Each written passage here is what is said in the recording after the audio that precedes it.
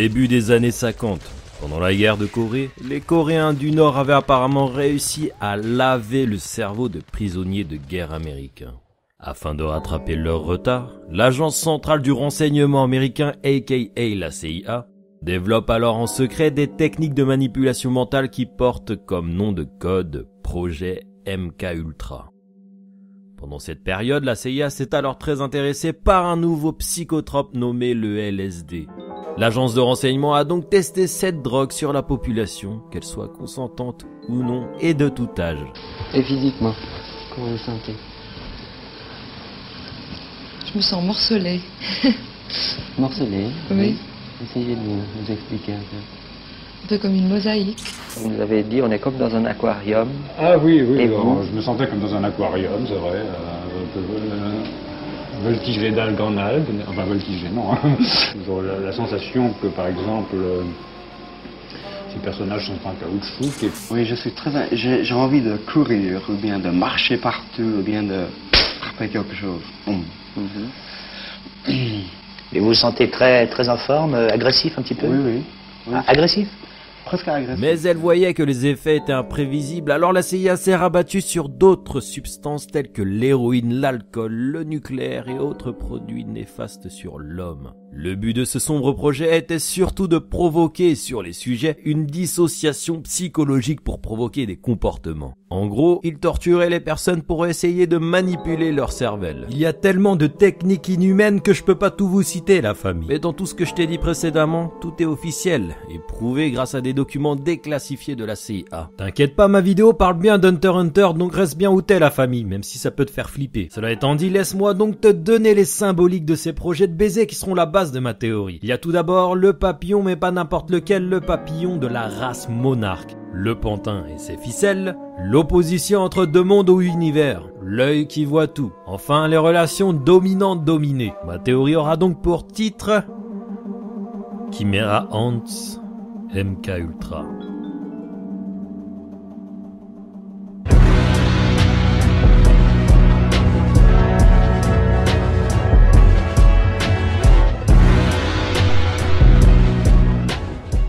J'aimerais pso la famille, c'est Aminataros. Je t'ai pas trop fait psychoter avec ces petites intros en mode reportage, j'espère. J'ai essayé de faire le plus soft possible parce que le projet détaillé s'avère encore plus choquant et dégueulasse. Mais bon, ce qui nous importe ici sont les grandes idées qui ressortent de ce projet et qui je pense que Togashi s'en est beaucoup inspiré. En fait, l'arc Chimera Ant est bourré de références envers la guerre, en particulier la guerre de Corée. Et en creusant le sujet un petit peu plus, j'ai pu faire des liens qui m'ont rendu ouf. Bref, commençons!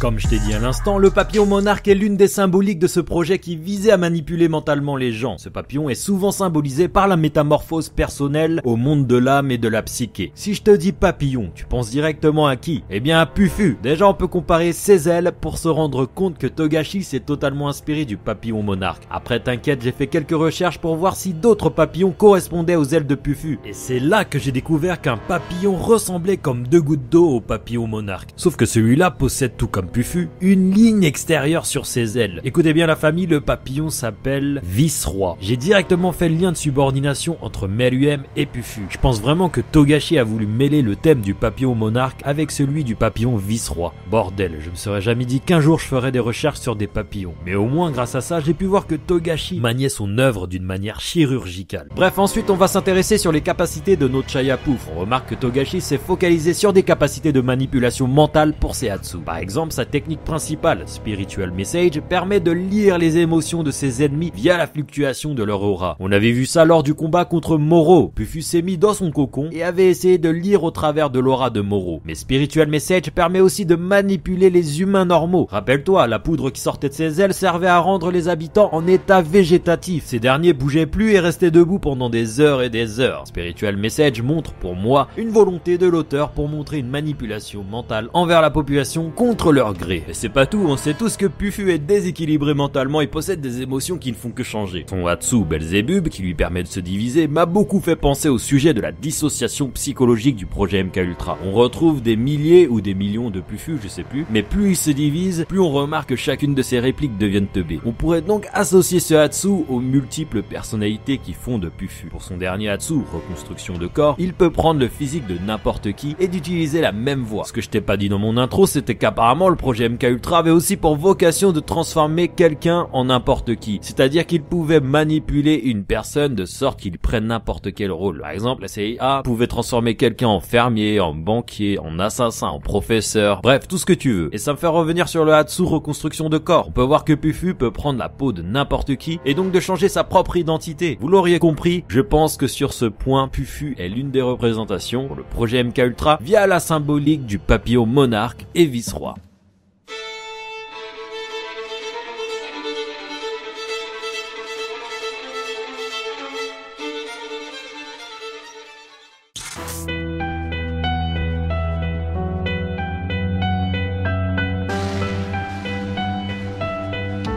Pour ce point, ça tombe sous le sens que le pantin et ses ficelles est l'une des représentations les plus utilisées pour parler de manipulation dans notre société. Et là, ça m'a aussi fait tilt. D'après vous, y a qui dans Hunter x Hunter qui possède ce thème dans son Hatsu? Évidemment, j'ai directement pensé à celui de Pitou avec son Terpsichora ou même Marionnettiste. Déjà, avec Marionnettiste, on avait vu que Pitou pouvait contrôler des soldats par dizaines et pouvait donc tuer des gens par l'intermédiaire de ces derniers. Ça me rappelle encore l'image de la manipulation de la population. De même, quand il contrôle le cadavre de Kaito, on avait vu que quand Gon se prenait des patates venant de Kaito, ce dernier continuait d'asséner les coups tout en s'en battant les reins. Ce qui m'a le plus marqué, c'est quand Pitou contrôlait Minjolik ou Masaru Digo, comme vous voulez. Mais le truc, c'est qu'à travers les médias, Pitou a réussi à manipuler la population au travers du cadavre de l'ex-dictateur de Peijin. Je trouve ça fort comme situation. D'après certaines théories, le projet MK Ultra est aujourd'hui encore présent, mais sous différentes formes, telles que le cinéma ou même les médias. Mais après, c'est qu'une théorie, et je l'associerais bien dans le cas de la manipulation des médias par Pitou, qui lui a permis de mettre en place la loi martiale. Pour parler encore de manipulation mentale, Pitou est vraiment pour moi l'archétype de ce sujet. Rappelle-toi quand Pukulu, le Robin des Bois, qui s'est fait kidnapper. C'est en partie à cause de lui que les Ants ont pu découvrir le principe du nen. C'est même Pukulu qui avait tout avoué. Comment? Eh bien Pitou lui a ouvert sa boîte crânienne pour en soutirer les informations. Encore une fois, Togashi a beaucoup joué sur le personnage de Pitou comme quelqu'un qui voit au travers des gens, qui est d'autant plus accentué quand on sait que le N de Pitou peut s'étendre à des kilomètres. Il ou elle possède un pouvoir certes effrayant, mais ça se rapproche beaucoup de la réalité sombre du projet MK Ultra.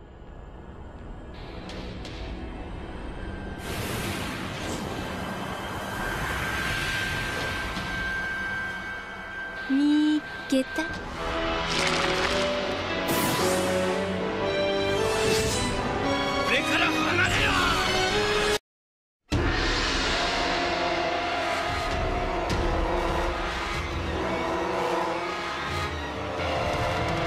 Il faut prendre cette symbolique dans le sens métaphorique du terme. Dans l'art Chimera Ants, on a deux facettes du monde. La première, on le remarque avec le point de vue de Meruem qui dit que l'humanité est la pire espèce, qu'ils engendrent la guerre, la famine, le désespoir et tout ce qui s'ensuit, et que la race des Chimera Ants allait justement gommer ses défauts. Il avait dit tout ça face à un hétéro, un humain. Mais le truc, c'est que Meruem est lui-même issu de la race humaine. Donc tout ce qu'il avait dit est paradoxal. Tout comme les humains, il avait aussi développé des sentiments tels que l'amour ou la peur de perdre une personne chère à ses yeux, à savoir Komugi. Il se retrouve donc dans un cercle vicieux, une complexité qui se résume à une opposition des idées à travers deux mondes et univers. Pour ce qui est d'opposition, on peut aussi parler du cas de Jairo. Il se considérait même plus comme un humain quand il était gamin, il se considérait comme un monstre. Si on prend le sujet dans un cas plus global, on peut parler de la race Chimera Ants d'un côté et humaine de l'autre. Ils possèdent tous deux une idéologie différente, mais se rapprochent tout de même dans leur manière de régler un conflit, à savoir la violence. Encore une fois, la symbolique de l'opposition entre deux mondes, qui est l'une des thématiques du projet MK Ultra, est encore présente et s'appuie sur les différents exemples que je t'ai donnés.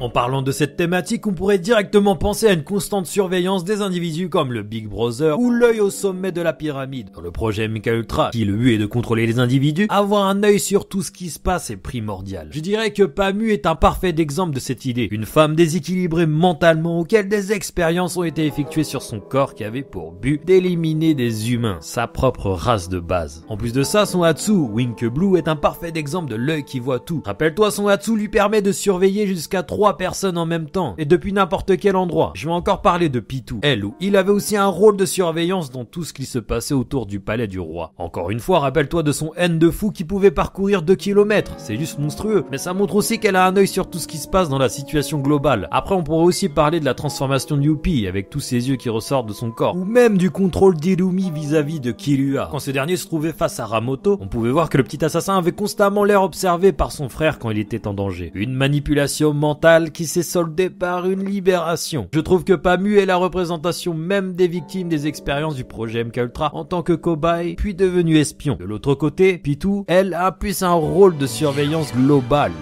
Sombre la famille, sombre.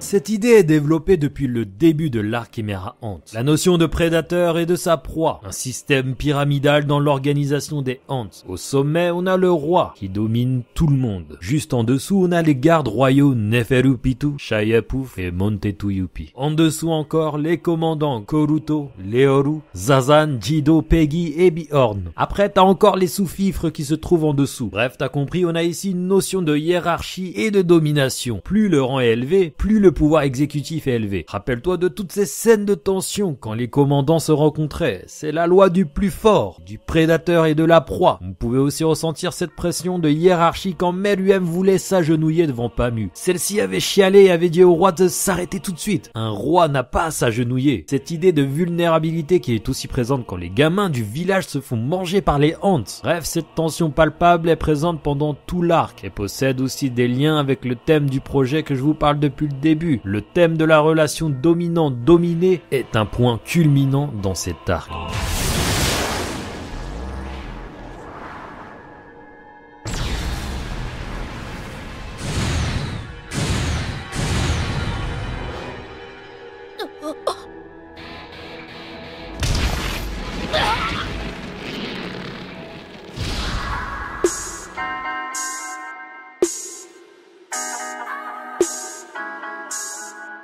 Bon, je sais pas vous, mais il y a trop de similitudes entre le projet MKUltra et ce que nous a proposé Togashi au travers de l'arc Chimera Ant. Et tu sais quoi, je pense même que l'arc va au-delà du simple projet MKUltra. C'est sûr et certain, Togashi a créé un arc qui est une allégorie à l'histoire de la guerre de Corée. C'est tellement gros comme truc. J'en vois déjà certains me dire que le projet MKUltra est une théorie en elle-même. Non, ce projet a bel et bien existé et pourrait même exister encore aujourd'hui. Bref, j'avais cette théorie en tête depuis longtemps. Par contre, le seul moyen de la valider serait de directement poser la question à Togashi. Dites-moi ce que vous en pensez et si vous avez des éléments à ajouter à cette théorie. Pour être honnête avec vous, je me demande même si Togashi se met pas des pauses volontairement pour construire son histoire de manière à nous faire kiffer tout en créant une seconde histoire à raconter derrière. En parlant de ça, il y a beaucoup de séries ou de films qui s'inspirent de ce projet. Vous connaissez peut-être la série Stranger Things, le film Inception, Shutter Island. Bref, il y en a plein. J'ai mis dans la description quelques liens qui m'ont en quelque sorte donné des idées pour la vidéo. En tout cas, on se retrouve en fin de cette vidéo, mais avant de se quitter la famille, certains m'ont dit pendant mon absence, mais ami, c'est chaud, ça fait des mois que t'as pas sorti de vidéo, etc. Il y a rien de chaud. C'est juste que t'es habitué qu'on te sorte des vidéos à la chaîne. Mais moi, vous le savez depuis le début, j'ai toujours sorti mes vidéos quand je le voulais et le pouvais. Justement, je veux toujours vous proposer du bon contenu sans pour autant me forcer à le faire. La raison est aussi que j'étais en période d'examen. Bref, je voulais aussi remercier à la famille qui reste toujours à mes côtés en prenant de mes nouvelles sur les réseaux sociaux, en m'envoyant des messages ou en faisant des dessins. Et c'est ce qui fait votre force. Allez, on se dit à la prochaine pour une probable nouvelle vidéo. N'oubliez pas d'exploser le pouce bleu, c'est gratuit, ça me fait kiffer et ça me donne de la force pour continuer. La bise, la famille.